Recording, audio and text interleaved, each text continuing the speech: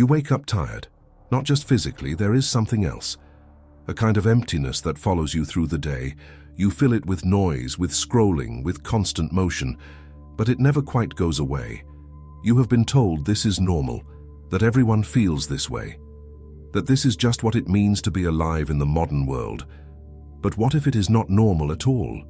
What if this feeling is not a symptom of your failure to adapt, but evidence of something being quietly taken from you? There is an old idea buried in ancient texts and psychological symbols that speaks of beings that do not create. They only consume. They do not have their own light, so they feed on yours, not physically, not literally, but through patterns, through habits, through the way you give your attention, your emotional energy, your sense of self. You have been conditioned to believe that your exhaustion is your fault, that if you just tried harder, meditated better, thought more positively, the emptiness would disappear. But the exhaustion is not a personal failing.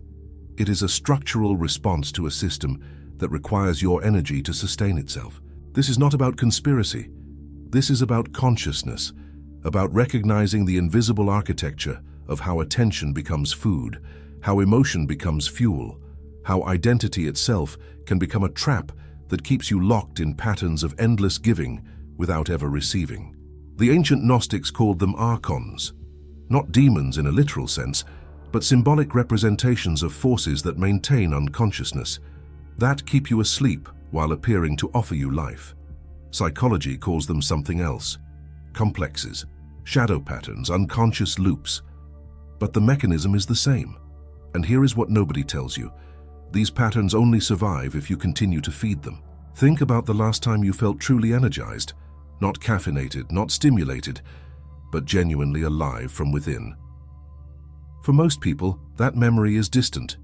Childhood, perhaps, or a rare moment that felt like an exception to the rule. Now think about where your energy goes each day. You wake up and immediately check your phone. Your nervous system activates before you even stand up. Messages, notifications, the urgent pull of other people's needs and the world's chaos. Before you have even inhabited your own body, you are already elsewhere, already responding, already reacting. This is the first feeding, the morning offering. You do not choose it consciously, it has become automatic. A reflex. And every reflex is a place where you are not present, where something else is running the pattern for you. Throughout the day, you move from one demand to another. Work that does not fulfill you but requires your focus. Relationships that drain more than they nourish. Entertainment that numbs rather than restores. By evening, you are empty, so you seek comfort. You scroll, you binge. You consume content that asks nothing of you but gives nothing back. This is not laziness. This is not weakness. This is the predictable result of a system designed to keep you in a perpetual state of depletion. Because depleted people do not question. They do not create. They do not resist. They simply continue the pattern, hoping tomorrow will be different. The Archons, in the symbolic sense, are not external beings orchestrating this from above. They are the patterns themselves, the automated loops of thought, emotion, and behavior that run on autopilot, and they are sustained entirely by your unconscious participation. But what happens when you stop participating? What becomes possible when you withdraw your energy from the patterns that have been feeding on it for years? Energy is not abstract. It is the felt sense of being alive, the capacity to act, to feel, to choose. When that capacity is consistently directed outward into systems that do not reciprocate, you experience the slow erosion of self. Look at the structure of modern life. Everything is designed to capture attention. Apps are built with addiction algorithms. News cycles are engineered for emotional reactivity. Even relationships often operate on unspoken contracts of constant availability. You are always on call, always accessible, always ready to give. This is extraction. Not violent but continuous, not forced but invited. You consent to it because it appears normal. Everyone else is doing it. To step away feels like failure, like missing out, like being left behind. But here is the mechanism that remains hidden. Every time you react emotionally to something designed to provoke that reaction, you complete a circuit. You feed the pattern, the outrage, the anxiety, the compulsive checking. These are not just feelings. They are energy transfers. You give your aliveness to a system that converts it into data, into profit, into control. The ancient symbol of the Archon was a being without inner light, feeding on the spiritual energy of those who had forgotten their own source. In psychological terms, this is the ego complex that identifies entirely with external validation. That cannot rest unless it is seen, approved, engaged with. You become addicted to the very thing depleting you, the notifications that interrupt your peace, the drama that exhausts your emotions, the endless information that fragments your attention. And the addiction is not accidental. It is the design. So the question is not whether you are being drained. You are. The question is whether you are ready to see the pattern clearly enough to stop feeding it. You believe you need most of what depletes you. This is the deepest layer of the trap. The voice that says you must stay informed, you must stay connected, you must respond immediately, you must keep up. But necessity is often just fear wearing a mask. The fear of irrelevance, of disconnection, of being forgotten. These fears are real, but they are also implanted, cultivated, maintained by a culture that profits from your anxiety. Consider how much of your daily energy expenditure is truly chosen versus simply automatic. The conversations you have that lead nowhere. The content you consume that you forget immediately. The thoughts you think over and over without resolution. These loops run in the background of your consciousness, quietly draining you. The Archons symbolically thrive on repetition, on the mechanical nature of unconscious behavior. Because repetition does not require awareness, it runs on autopilot. And autopilot is the opposite of presence. It is the state where you are least yourself and most available to be used. Think of the people in your life who seem to require constant emotional energy from you. Not because they are evil, but because they have learned that you will provide it. You have trained them, and they have trained you. The dynamic sustains itself, and beneath it, you are tired. Always tired. Or think of the beliefs you carry about what you should be, the standards you are failing to meet, the comparisons that make you feel insufficient. These are not your authentic voice. They are internalized messages from a system that needs you to feel incomplete. Because incomplete people consume, they search, they buy solutions.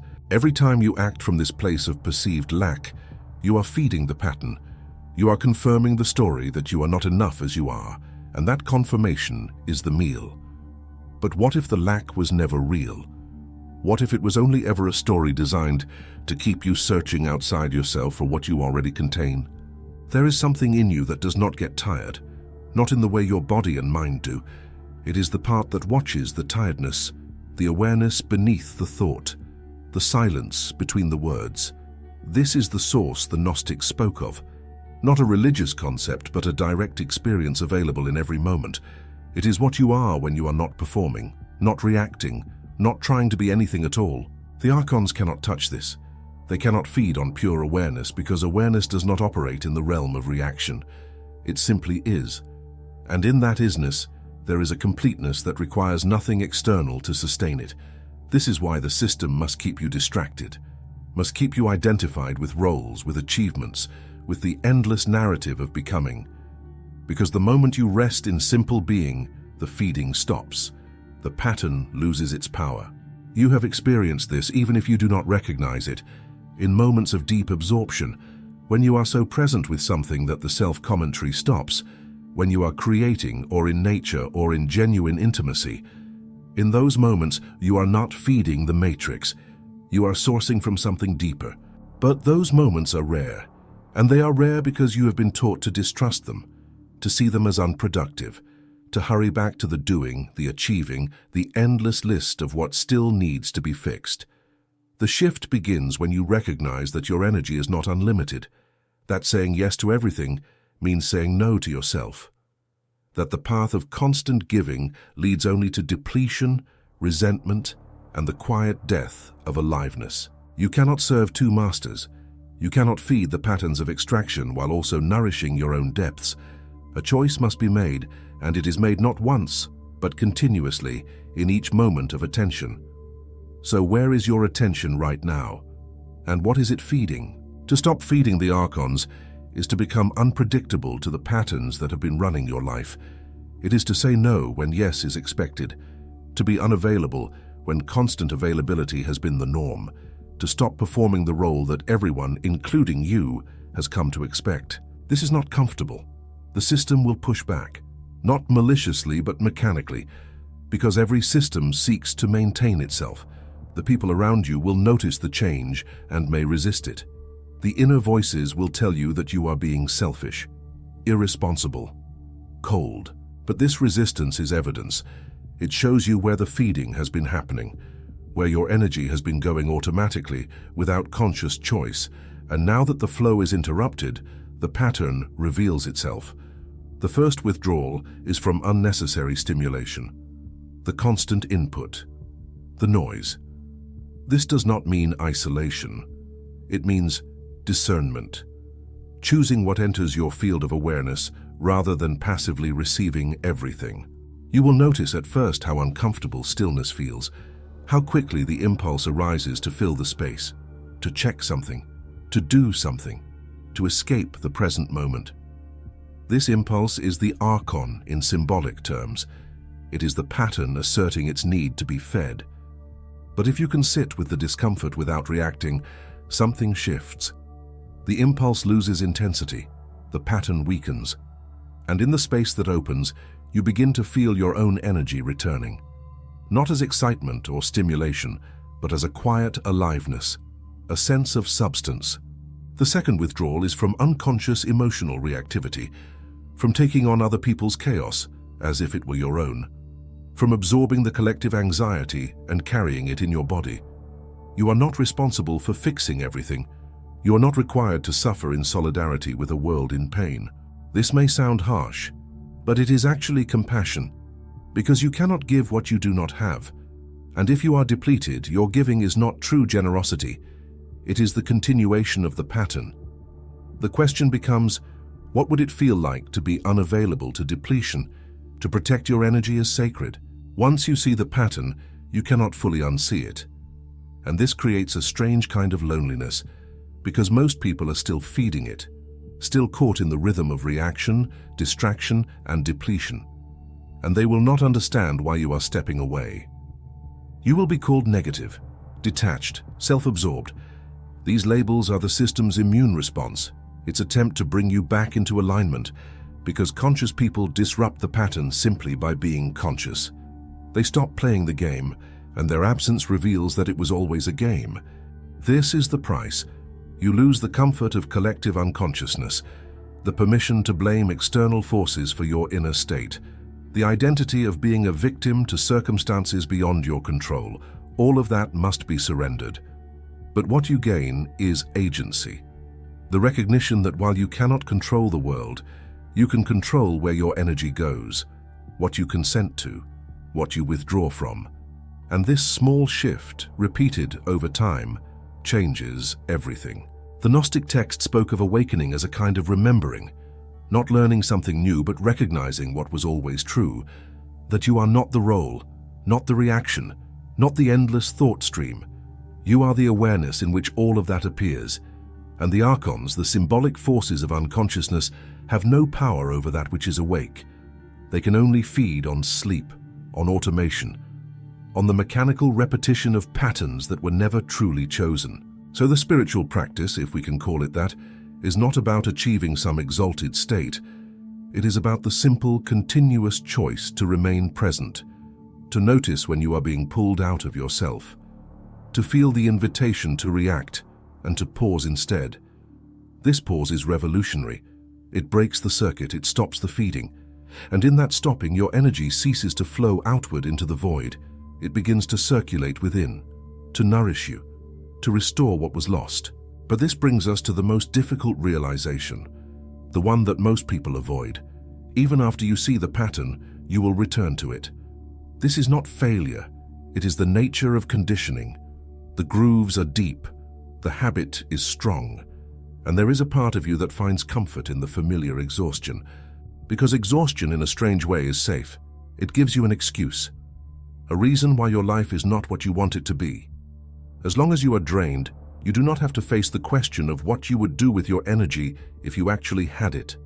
This is the Archon in its subtlest form, Not the external demand, but the internal resistance to your own aliveness, the self-sabotage that pulls you back into distraction just when clarity begins to emerge, the sudden compulsion to numb, to escape, to return to sleep. You will catch yourself mid-scroll, knowing it is draining you, and continue anyway. You will say yes when you meant to say no. You will give your attention to what does not deserve it and withhold it from what does. And in those moments, you will see how powerful the pattern truly is. But seeing is already the beginning of freedom, because the pattern only has total power when it is invisible, when you believe it is just who you are. Once you recognize it as a pattern, as something separate from your essential self, the identification begins to loosen. The cycle of return is part of the process.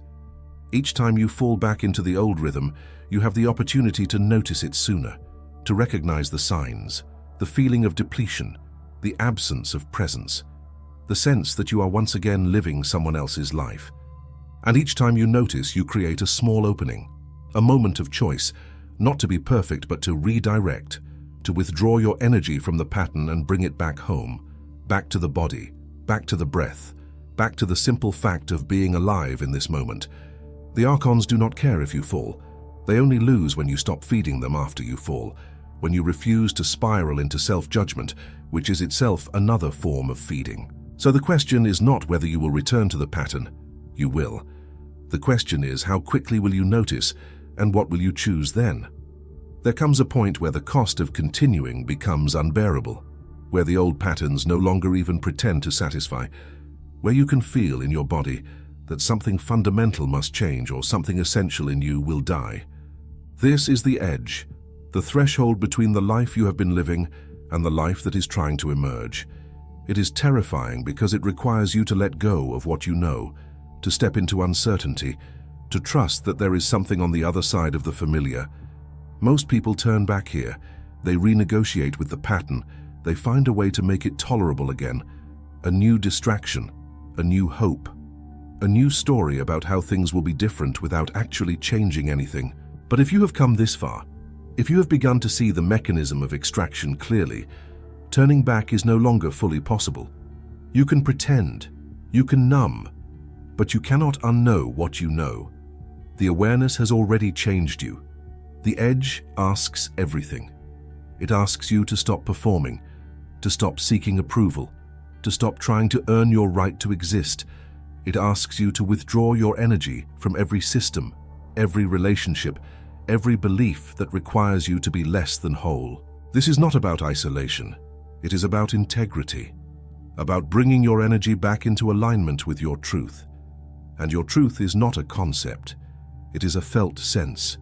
It is what remains when all the noise stops, when all the doing ceases, when you are simply here, breathing, aware, alive. The Archons, in the final analysis, are not the enemy. They are the teachers. They show you through the pain of depletion where you have been abandoning yourself, where you have been giving away your power, where you have been living as if your energy belongs to someone or something else. And the liberation is not in defeating them.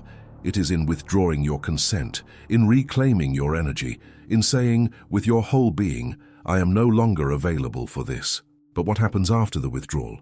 What fills the space when the old patterns are starved? There is a silence that comes when the feeding stops, not the silence of emptiness, but of fullness, of energy no longer leaking, of presence no longer fragmented. In that silence, you begin to remember what it feels like to be whole, not perfect, not achieved, but complete in your incompleteness, sufficient in your being, alive without needing to prove it. The Archons do not disappear. The patterns still exist in the world. The systems of extraction still operate, but they no longer have access to you in the same way. You have become sovereign over your own energy, and that sovereignty is quiet, undramatic, but absolute. You notice that you can be in the world without being consumed by it, that you can care without carrying, that you can engage without losing yourself. The boundary is not a wall, it is a recognition, a knowing of where you end and the pattern begins. People will still make demands, life will still present challenges, but underneath it all there is a ground that cannot be shaken, a source that cannot be depleted, because it is not based on what you do or what you give. It is based on what you are. This is the return the Gnostics spoke of, not to some distant heaven, but to the immediate recognition of your own light, the light that was always there beneath the exhaustion, beneath the roles, beneath the endless story of lack. And the paradox is this: the moment you stop feeding the patterns, you become truly nourishing to others, not through sacrifice, but through presence, not through doing, but through being. Your aliveness itself becomes the gift. The Archons starve not because you fought them, but because you remembered who you are. And in that remembering, the whole architecture of extraction collapses, not out there, but in here. The question was never how to stop feeding them. It was always how to start feeding yourself.